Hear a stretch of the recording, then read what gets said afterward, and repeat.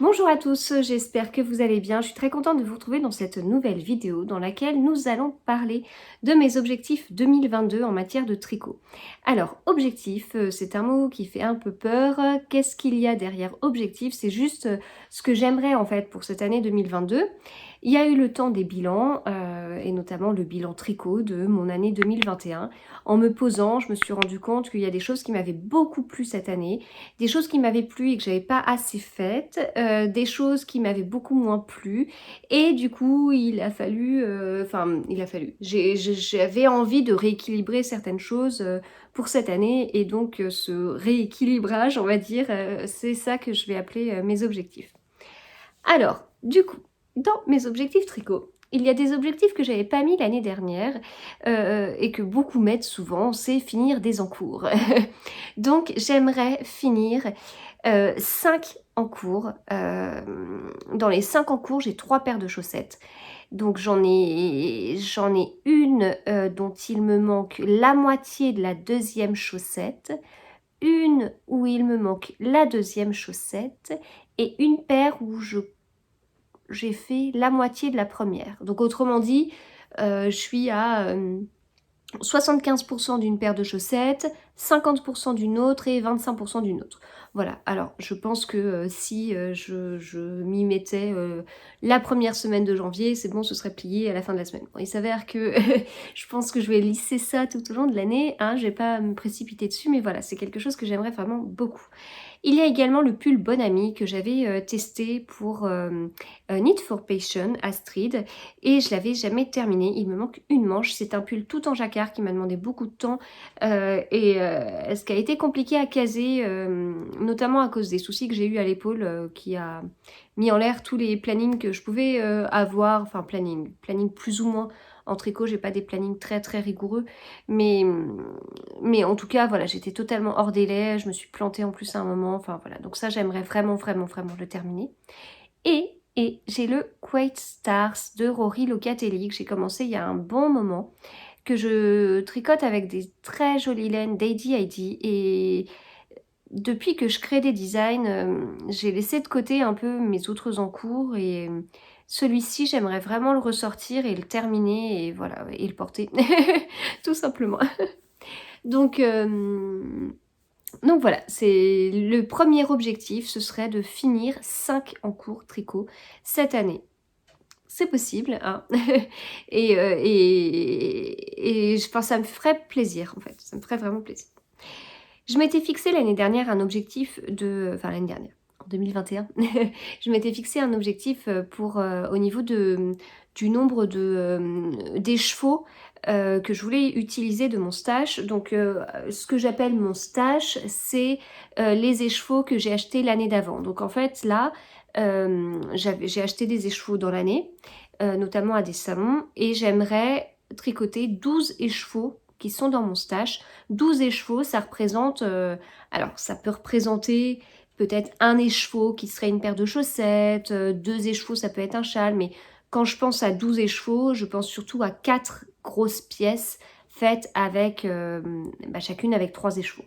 Si au final, à la fin de l'année, j'ai tricoté 12 écheveaux et il y a eu 2 grosses pièces et le reste a été utilisé par des petites pièces, c'est bon aussi, enfin, l'objectif sera rempli, hein. Mais comme j'ai plus envie de tricoter des grosses pièces, je raisonnais un peu plus comme ça. Voilà, donc objectif numéro 2, tricoter 12 écheveaux de mon stash. Le stash étant la laine que j'ai chez moi eh bien, jusqu'au 31 décembre 2021. J'ai aussi des pelotes, dont certaines que j'aimerais utiliser pour faire un pull. J'avais acheté ces pelotes-là il y a 1 an pour faire un pull en jacquard. J'aimerais les tricoter, mais du coup, ça rentrera pas dedans parce que c'est pas... Enfin, ce que j'aimerais, c'est vraiment, quand je parle des chevaux, je parle aussi de laine teinte-main. Et c'est vraiment ça que j'aimerais utiliser. Dans mes objectifs, le numéro 3, c'est de créer 15 designs. L'année dernière, je m'étais fixé un objectif de 18, je suis arrivée à 17. Avec des petites pièces en plus. Il y avait quand même, sur ces 17 designs, il y avait quand même 3 paires de chaussettes, il y avait un châle, le reste c'était des grosses pièces, donc voilà, c'est pas énorme. À côté de ça, j'ai tricoté d'autres choses, j'ai fait d'autres tests pour d'autres designeuses. Donc ça veut dire que j'aurais pu avoir le temps de tricoter plus de grosses pièces que ce que j'ai fait. Et puis j'ai eu aussi mon souci à l'épaule. Voilà. Bon. Donc là, cette année, j'aimerais créer 15 designs, quelle que soit la taille du design. Mais, on arrive au 4e objectif qui est une idée générale que je veux aussi décliner sur la partie lecture. Cette idée générale, c'est un besoin, vraiment un besoin que j'ai partout. Partout.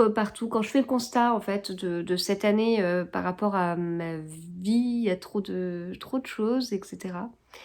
Et trop de contraintes. Et du coup, j'aimerais me recentrer sur ce que j'aime. Voilà, ça c'est mon idée, c'est mon idée, ça doit être la phrase de mon année 2022. En 2022, je souhaite me recentrer sur ce que j'aime. Comment je le décline sur la partie tricot? Eh bien, c'est pas compliqué, c'est assez logique et à la limite, c'est même la partie tricot qui m'a donné envie de partir en 2022 avec cette phrase. Il y a le fait de créer des designs de pulls ou de gilets et je me suis un peu perdue dans... Enfin, je vous dis ça, j'ai 2 designs de châle en tête, donc je vais pas te créer que ça. Mais en tout cas, c'est ce que j'aime faire, vraiment, tricoter, enfin créer des pulls et des gilets. Et je m'en suis un peu éloignée, voilà, pour plusieurs raisons. Et j'aimerais vraiment y revenir et ne pas oublier que c'est ce que je préfère. Dans la partie me recentrer sur ce que j'aime, j'ai aussi mis en objectif, enfin, j'ai décliné ça. Bon, ça c'est un objectif, enfin, du coup, cette partie objectif, me recentrer sur ce que j'aime, c'est difficilement mesurable. Là, je vous mets créer des designs de pulls ou de gilets. Oui, mais enfin, je dis pas combien et tout, donc il n'y a pas le côté mesurable, mais en tout cas, c'est l'idée générale, c'est quand même de créer des designs de pulls ou de gilets. Dans cette partie, me recentrer sur ce que j'aime, il y a aussi le fait d'éviter de tester pour d'autres designers.